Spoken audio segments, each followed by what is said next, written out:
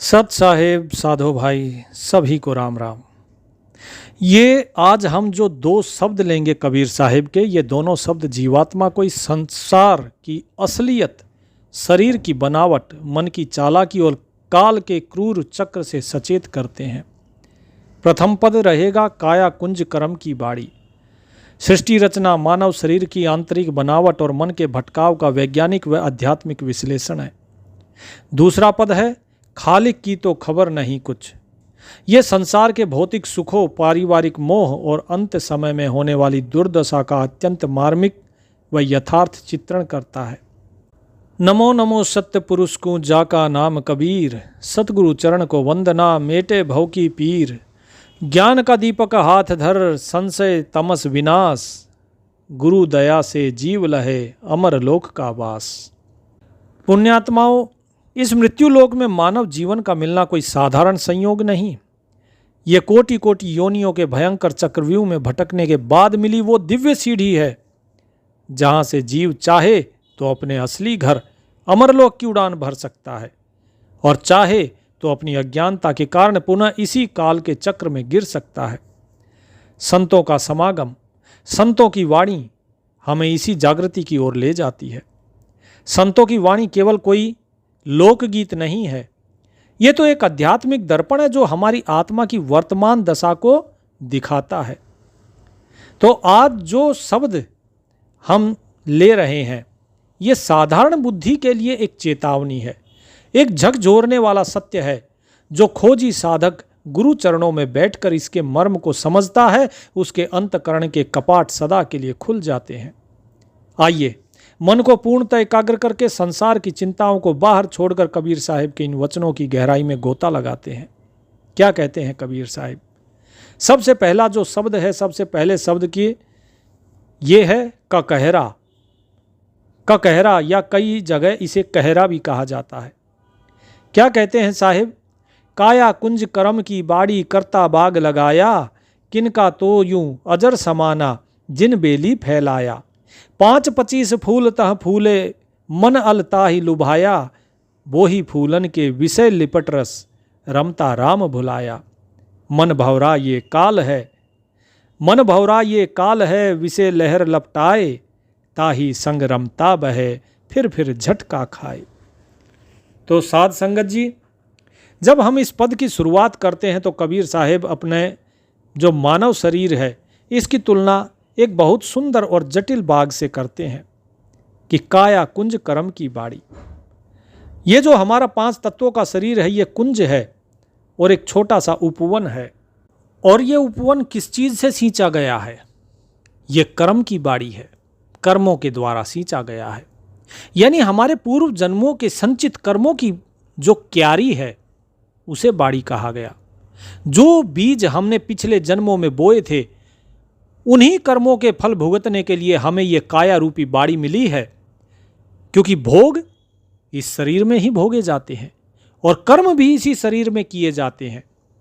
साहिब आगे कहते हैं कर्ता बाग लगाया। कर्ता कौन है? कर्ता परमात्मा, विधाता। उस परम नियंता, उस विधाता या काल निरंजन ने इस शरीर रूपी बाग को बड़े व्यवस्थित ढंग से लगाया है। आप कहेंगे कभी विधाता कहते हो, कभी काल निरंजन कहते हो। बिल्कुल सही बात, क्योंकि इस संसार का मालिक कौन है? इस संसार का स्वामी तो काल निरंजन है। उसी ने तो इस संसार की, इस मिथ्या संसार की रचना की है।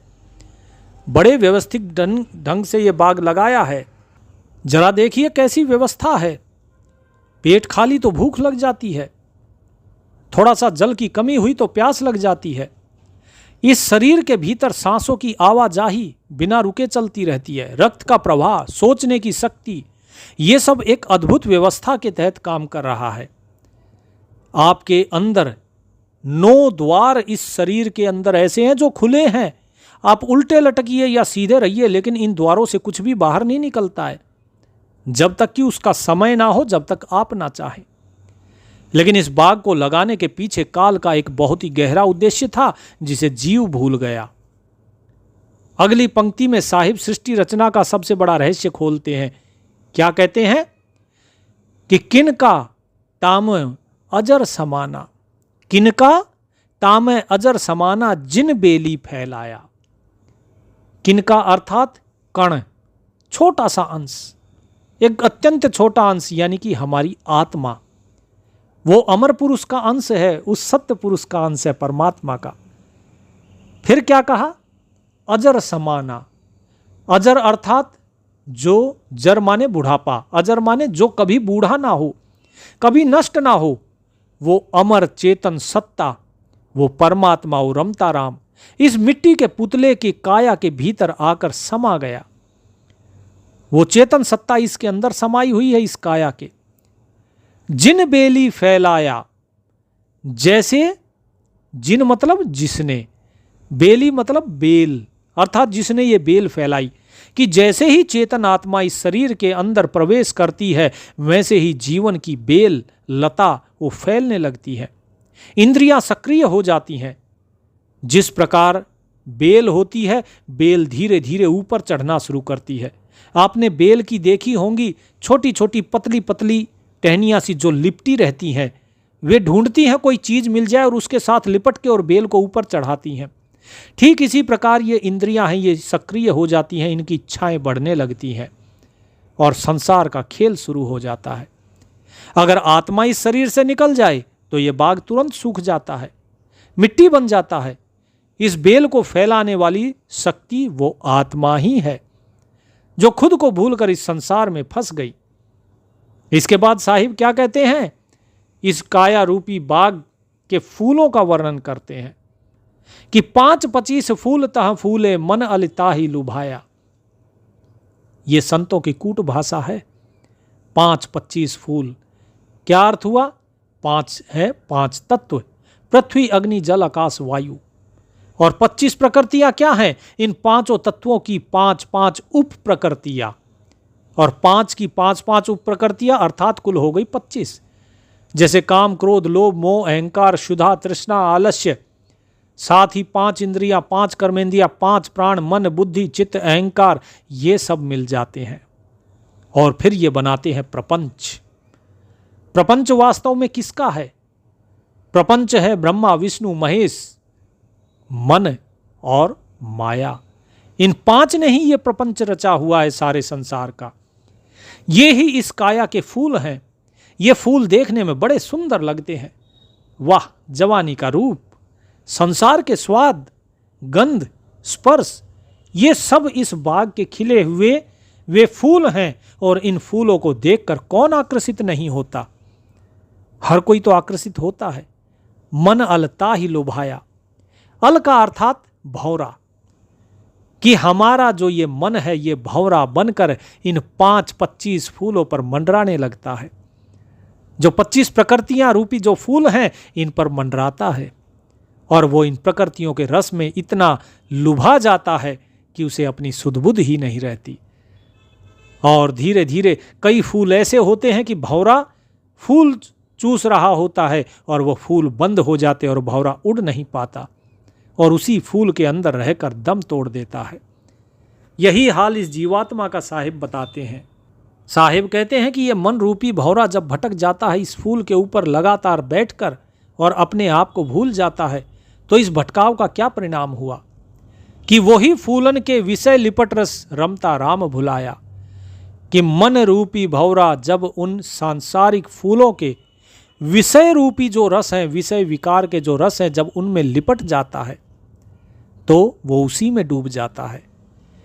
काम का रस, क्रोध का आवेश, लोभ की तृष्णा, मोह का बंधन, इन रसों को जीव अमृत समझकर पीता है। जबकि साहिब कह रहे हैं कि ये विष नहीं, ये अमृत नहीं, ये विष है, जहर है ये। इस जहर का असर क्या होता है कि रमता राम भुलाया। हमारे भीतर जो रमता राम है वो घट घटवासी परमात्मा, वो हमारी अपनी आत्मा का असली स्वरूप, जीव उसे पूरी तरह भूल जाता है। वो सोचने लगता है कि मैं ये शरीर ही हूं, ये परिवार ही मेरा है, ये धन ही मेरा सर्वस्व है। अपनी चेतन सत्ता को भूलकर जड़ संसार में लीन हो जाना ही जीव का सबसे बड़ा पतन है और जीव इसी पतन को प्राप्त होता है। साहिब आगे कहते हैं कि मन भौरा यह काल है, विषे लहर लपटाए, ताही संग रमता बहे, फिर झटका खाए। यहाँ कबीर साहब एक बहुत बड़ी घोषणा करते हैं। कहते हैं ये मन भौरा ये काल है। जो मन भौरा है ये काल है, जो काल निरंजन बाहर जीवों को डराता है, ये हमारे भीतर, शरीर के भीतर मन बनकर बैठा है। ये मन ही काल का एजेंट जो कहा जाता है ना, दूत, वो दूत है। ये हर पल नई नई विषय वासनाओं के पीछे भागता है, इच्छाओं की तरंग पैदा करता है और इच्छाओं के पीछे फिर ये शरीर भागता है और शरीर में ही ये आत्मा बैठी है, ये आत्मा भी उसके साथ चलती है। ऐसा तो नहीं है कि शरीर चला गया और आत्मा रह गई, नहीं, क्योंकि आत्मा ही वो सत्ता है जिसके कारण चेतनता है। अगर ये आत्मा ना होगी तो क्या मन के अंदर कोई चेतनता रहेगी? बहुत से लोग सोचते हैं कि मन अलग है, मन जो है वो अनादि है, आदि काल से है, आत्मा आदि काल से है। लेकिन जब सृष्टि रचना पढ़ेंगे तब बातें समझ में आती है कि वास्तव में इसका भेद क्या है। उस सृष्टि रचना का भेद जीव जान नहीं पाता। कबीर साहिब सृष्टि रचना बताते हैं, कबीर साहिब पूरा भेद खोलते हैं कि ये सृष्टि का आरंभ कहाँ से हुआ था, कैसे हुआ, किस प्रकार हुआ, क्यों हुआ, और उसके बाद ये भी समझाया जाता है कि पार किस किस को किया और कैसे पार होगे। ये सारी बातें जीव सुनता है, समझता है। कबीर साहिब इस सारी बात को क्या कहते हैं धर्मदास जी को बताते हुए कि धर्मदास ये अकथ कहानी, ये ऐसी कहानी है जो कही नहीं जा सकती। अगर कही नहीं जा सकती तो फिर कबीर साहिब ने कैसे कही? कबीर साहिब ने उदाहरणों के माध्यम से समझाने का प्रयास किया। जो परमात्मा शब्दातीत है, गुणातीत है, जिसके बारे में कोई वर्णन ही किया नहीं जा सकता, तो बताइए फिर उसको शब्दों में कैसे बयान किया जा सकता है? उसकी सृष्टि रचना को शब्दों में कैसे बयान किया जा सकता है? लेकिन फिर भी इस जीव को समझाने के लिए साहिब ने उसका वर्णन करने की कोशिश की, लेकिन ये अभागा जीव उस सृष्टि रचना के वर्णन को ही सत्य मान बैठा, उन उदाहरणों को ही सत्य मान बैठा, उस कहानी को ही सत्य मान बैठा। लेकिन जो कबीर साहिब उस सृष्टि रचना के संदेश देना चाहते थे, सृष्टि रचना बताकर जो एक गुप्त गूढ़ संदेश देना चाहते थे, उस गुप्त और गूढ़ संदेश को ये जीव नहीं जान पाया। और यही कारण है सृष्टि रचना जैसा महान ज्ञान प्राप्त करने के बाद भी ये जीव आज भी भरमा हुआ है। कबीर साहिब कहते हैं कि जब ये जीव इस मन के पीछे पीछे दौड़ता है, क्या कहा? ताही संग रमता बहे, ताही संग रमता बहे, फिर झटका खाए। कि जब इस जीव मन के पीछे पीछे दौड़ता है तो वो इस संसार के प्रवाह में बह जाता है। और इस बहाव का अंत क्या होता है कि फिर झटका खाए कि वो बार बार 84 लाख योनियों के चक्कर में जन्म और मरण के समय असहनीय दर्द के झटके खाता है।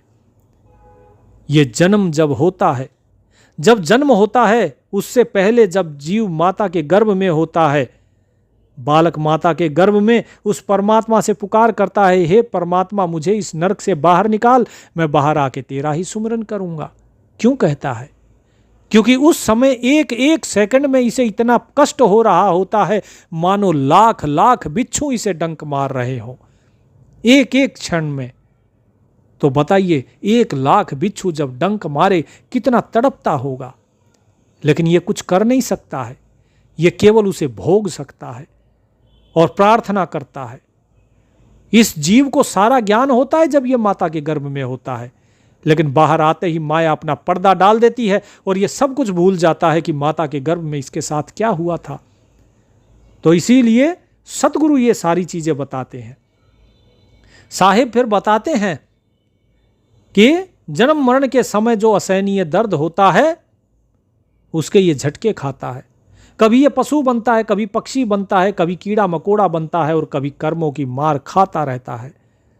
साहिब बार बार कहते हैं, एक हरि के नाम बिन गधा कुत्ता सूर।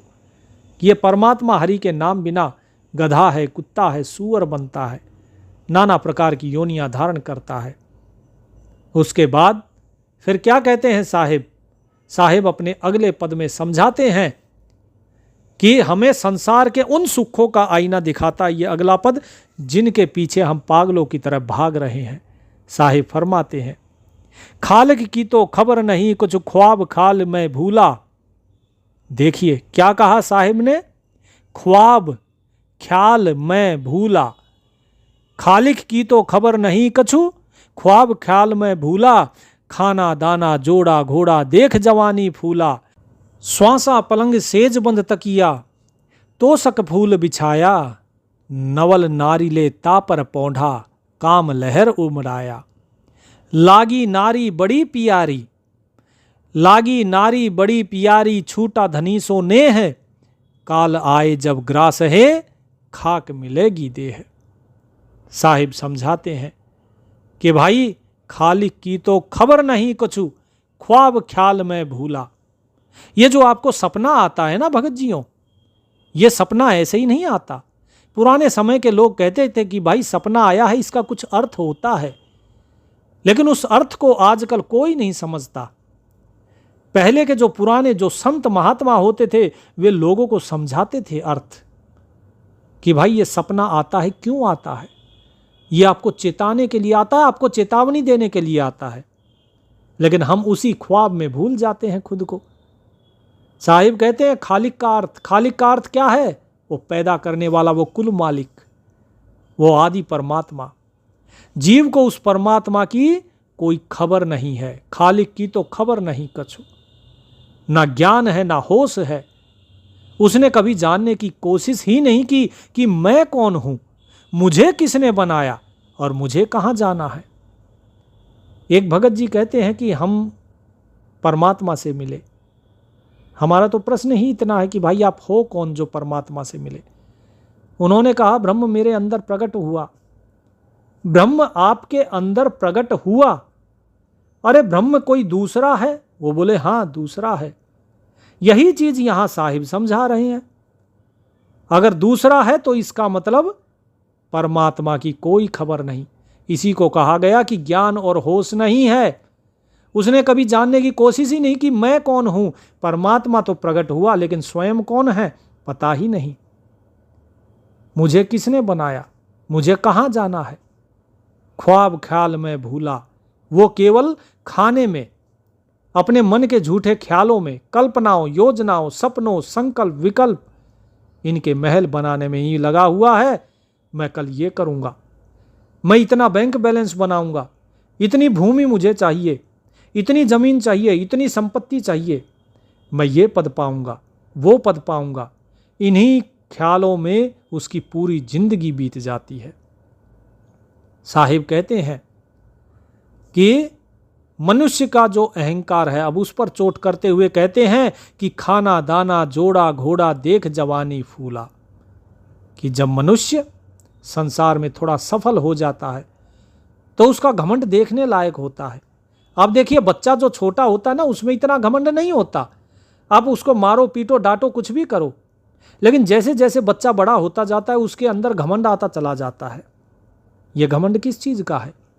क्या वो आपको कमा के खिला रहा है, या उसने कोई बहुत बड़ी तोप चला दी? नहीं, यह घमंड है उसकी जवानी का। वही चीज़ साहिब कह रहे हैं कि जब थोड़ा सा सफल हो जाता है, उसमें जवानी आ जाती है, तो उसका घमंड देखने लायक होता है। खाना दाना, बोले बढ़िया से बढ़िया 56 भोग उसे चाहिए। बढ़िया भोजन, भोजन बढ़िया नहीं मिला तो बोला आज भोजन नहीं करूँगा, अच्छा खाना नहीं बनाया है। फिर क्या कहते हैं, जोड़ा घोड़ा, कि सुंदर वस्त्र जोड़ा चाहिए उसे, सवारी के साधन चाहिए। पुराने समय में घोड़ा होता था, आज के समय में महंगी महंगी गाड़ियाँ हैं। बच्चे को बाइक चाहिए, कार चाहिए। देख जवानी फूला, और ऊपर से शरीर में जवानी की ताकत, रूप है, सौंदर्य है। इसे देखकर मनुष्य अहंकार में फूल जाता है। यानी अहंकार में अपने आप को तोप समझने लगता है कि मेरे जैसा शक्तिशाली, मेरे जैसा धनवान और भाग्यशाली तो कोई है ही नहीं। वो भूल जाता है कि ये जवानी, ये संपत्ति ढलती हुई धूप की तरह है, ये एक दिन ढल जाएगी, ये किसी के पास शाश्वत नहीं रहती। साहिब आगे विलासता का ऐसा सजीव चित्रण करते हैं जो आज के आधुनिक समाज पर पूरी तरह लागू होता है। क्या कहते हैं कि श्वासा पलंग सेज बंद तकिया, तोसक फूल बिछाया। नवल नारी ले तापर पौंढा काम लहर उमड़ाया। मनुष्य अपने आराम के लिए क्या क्या इंतजाम करता है कि स्वासा खासा पलंग, कि मुलमुल खासे का मलमल का कपड़ा और खासे का पलंग, कीमती और आरामदायक बिस्तर, सेजबंद तकिया अर्थात मखमली मसनद और तकिए ये उसे चाहिए, और तोशक फूल बिछाया फूलों जैसी कोमल गद्दियां उसे चाहिए, कोमल रजाइयां चाहिए। ये सारी चीज़ों की इस शरीर को जितना हो सकता है वो आराम देता है। साहेब कहते हैं ये जो आपको शरीर मिला है, अरे ये जो देह है ये नर नारायण देह है, इसके अंदर ही वो परमात्मा है और उस परमात्मा को ही जानना है। उसके लिए इस शरीर को मथना पड़ेगा। जैसे घी निकालने के लिए दूध को दही बनाया जाता है, दही को फिर मक्खन निकालने के लिए मथा जाता है, फिर मक्खन को गर्म करके उससे घी निकाला जाता है, कितना तपाया जाता है उसे। ठीक इसी प्रकार इस शरीर को भी कर्म की अग्नि में तपाना होगा, भक्ति की भट्ठी में तपाना होगा, तब जाके उस परमात्मा को प्राप्त कर सकते हैं। लेकिन मनुष्य तो वो करना ही नहीं चाहता। वो इस शरीर को आराम देता है, जिस शरीर को तपाना चाहिए था उसे तो उसने बचा के रख लिया कि कहीं इस शरीर को कुछ ना हो जाए। इसको एसी में बैठाओ, इसको गद्देदार बिस्तर पर सुलाओ, इसको मखमल के कपड़े पहनाओ, बढ़िया से बढ़िया कपड़े, इसको खूब ओढ़ाओ, बिछाओ, फूल मालाएं सजाओ। बहुत से लोग तो पता नहीं कितने कितने प्रकार के तिलक लगाते हैं, अनेकों अनेक भेख बनाते हैं।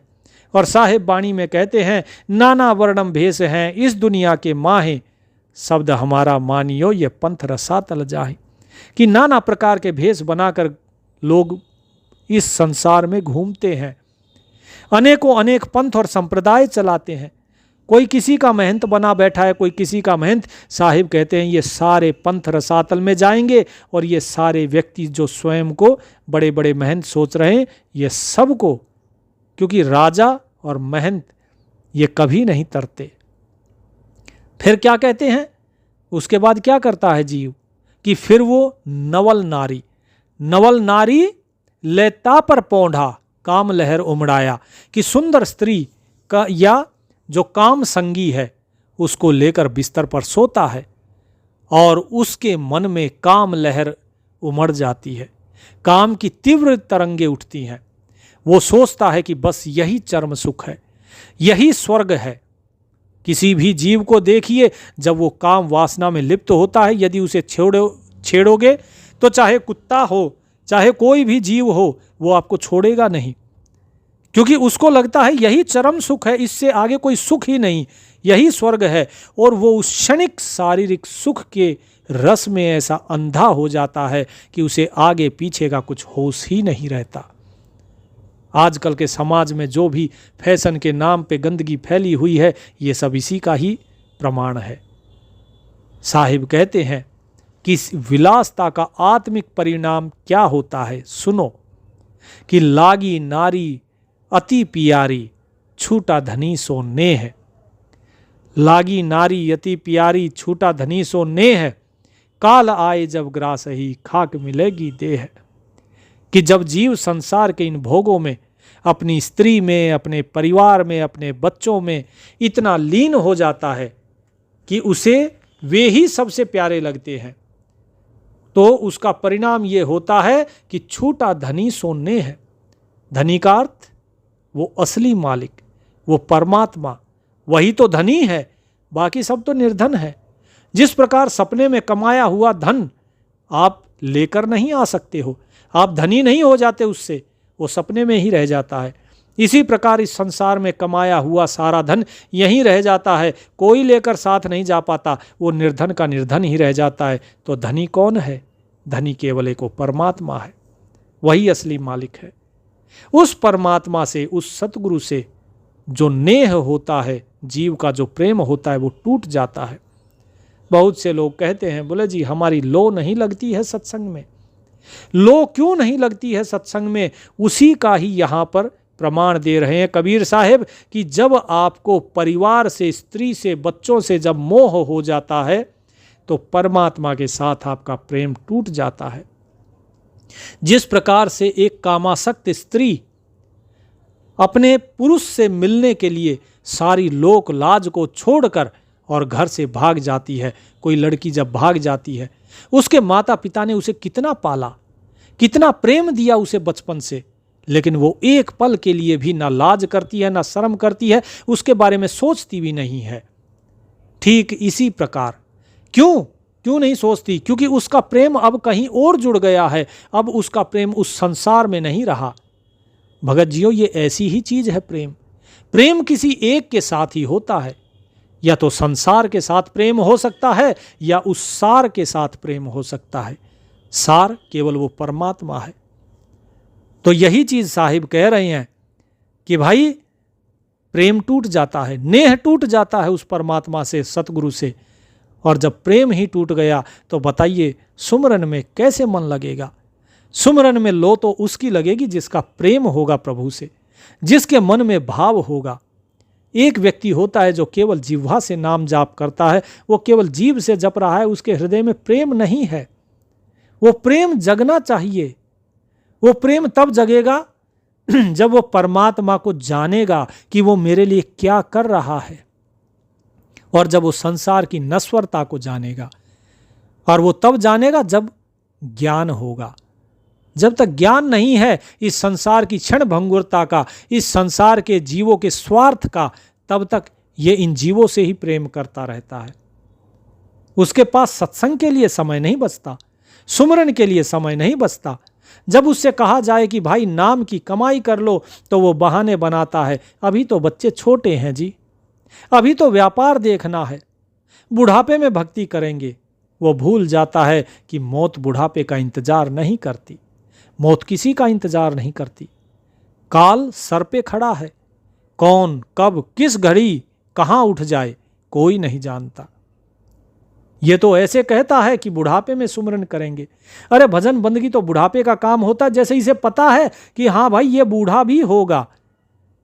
देखिए आज की उम्र कितनी है, औसत उम्र भारत में 65 साल 64 साल इतनी है। इसका मतलब है अगर कोई 65 से ऊपर कोई जी रहा है तो उससे नीचे भी कोई जी रहा है। कोई ऐसा भी है जो 30 में मर गया, तो कोई ऐसा भी है जो 90 में मर गया।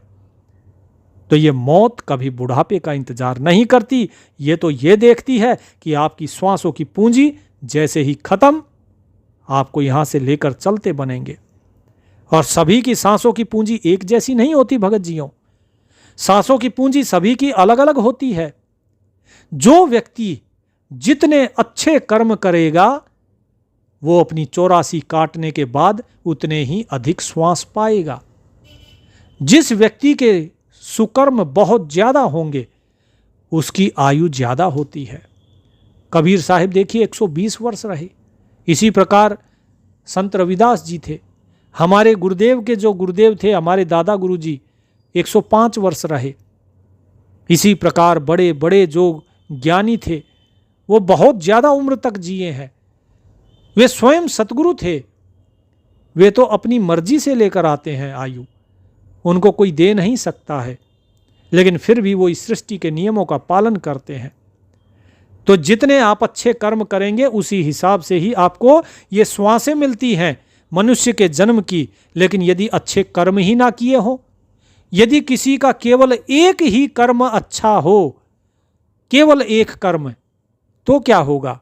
वो बच्चा गर्भ में आता है और गर्भ से बाहर आते ही वो मृत हो जाता है, पैदा होते ही उसकी मृत्यु हो जाती है। जिसके जितने संस्कार थे वो उतनी ही देर के लिए संसार में आता है। तो साहिब जी क्या कहते हैं आगे? अंतिम पंक्ति में पूरे जीवन का नाटक का पर्दा गिरा देती है और साहिब चेतावनी का शंखनाद करते हुए कहते हैं कि काल आए जब ग्रास है खाक मिलेगी देह। कि तुम चाहे जितने भी मखमली गद्दे पे सो लो, चाहे जितनी कीमती गाड़ियों में घूम लो, चाहे जितनी सुंदर स्त्री या परिवार के मोह में बंध जाओ, एक दिन ऐसा आएगा जब काल आए जब ग्रासी है, कि काल बिना बताए अचानक से आएगा और तुम्हें अपने मुख का ग्रास अर्थात निवाला बना लेगा। यमदूत जब आएंगे, आत्मा को खींचेंगे तो कोई नहीं रोक पाएगा। लोग कहते हैं तुम चिंता मत करो, हम तुम्हें बचा लेंगे। डॉक्टर कहेंगे अरे चिंता मत करो, कोई घबराने की बात नहीं, अब हम आ गए हैं, हम बचा लेंगे। अरे यमराज जब शीश पर खड़ा हो तो कोई नहीं बचा सकता। कबीर साहिब कहते हैं वाणी में, आस पास जोधा खड़े सभी बजावे गाल, बीच महल से ले गया ऐसा काल कराल। कि तुम्हारे आसपास कितने ही योद्धा खड़े हो, कितने ही सगे संबंधी खड़े हो, डॉक्टर खड़े हो, चाहे वैद्य खड़े हो, सभी गाल बजाएंगे, सभी बड़ी बड़ी बातें करेंगे, हम बचा लेंगे, हम ये कर लेंगे। लेकिन ये काल जो है सबके बीच से जीव को उठा कर ले जाता है और कोई कुछ नहीं कर पाता। सभी कठपुतली की तरह नाचते रह जाते हैं, सब रोते पीटते रह जाते हैं। जब काल खींचता है, यमदूत जब इस आत्मा को खींचता है तो कोई रोके नहीं रुक पाएगा। उस समय क्या होगा? खाक मिलेगी देह, ये तुम्हारे जो शरीर है ये खाक में मिल जाएगा। ये सुंदर शरीर जिसके लिए तुमने दिन रात एक करके पाप कमाए, जिसे तुमने मखमली तोशक पर सुलाया, उसे तुम्हारे ही सगे संबंधी शमशान में ले जाकर आग के हवाले कर देंगे और ये काया मिट्टी हो जाएगी, खाक हो जाएगी। न वो नारी साथ जाएगी, न वो घोड़ा गाड़ी साथ जाएगी, न गाड़ी बंगले ये सब साथ जाएंगे, न वो खासा पलंग तुम्हारे साथ जाएगा जिस पर सोते थे। जीव अकेला आया था और अकेला ही अपने कर्मों की पोटली बांधकर रोता हुआ इस संसार से चला जाएगा। तो भगत जियों, प्यारी साध संगत जियों, आज के इन दोनों पदों को यदि हम एक साथ मिलाकर देखें तो हमारे जीवन सामने जीवन की पूरी हकीकत साफ हो जाती है कि ये संसार काल निरंजन की एक ऐसी कर्म की बाड़ी है जहां उसने हमें इंद्रियों के फूल दिखाकर उलझा रखा है। और यहाँ जो परमात्मा को खोजने आए थे, लेकिन हम यहाँ अपने इस संसार के प्रपंच में भूल गए। हमारा मन ही वो भौरा जो हमारे हर पल भोगों की ओर हमें खींचता रहता है। जब तक हम मन के कहे पर चलते रहेंगे तब तक हमारी आत्मा इस काल से, इस जाल से मुक्त नहीं हो सकती। साहिब कहते हैं मन के मते न चालिए, मन के मते अनेक, जो मन पर असवार है सो साधु कोई एक। ऐसा साधु कोई एक ही हो सकता है। और कबीर साहिब हमें घर बार छोड़कर जंगलों में भागने को तो नहीं कह रहे ना। कबीर साहिब ने ये नहीं कहा कि आप छोड़ दो घर बार, जंगलों में चले जाओ, ऐसा नहीं कहा। वो केवल हमें जगाने के लिए कह रहे हैं कि भाई तुम सो मत अज्ञान में। वे कहते हैं कि इस काया बाग में रहो, लेकिन इसके विषैले रस में लिपटो मत। संसार में ऐसे रहो जैसे कमल का फूल पानी में रहता है। पानी में रहकर भी वो पानी से ऊपर रहता है, उसमें डूबता नहीं है, उसमें बसता है लेकिन फंसता नहीं है।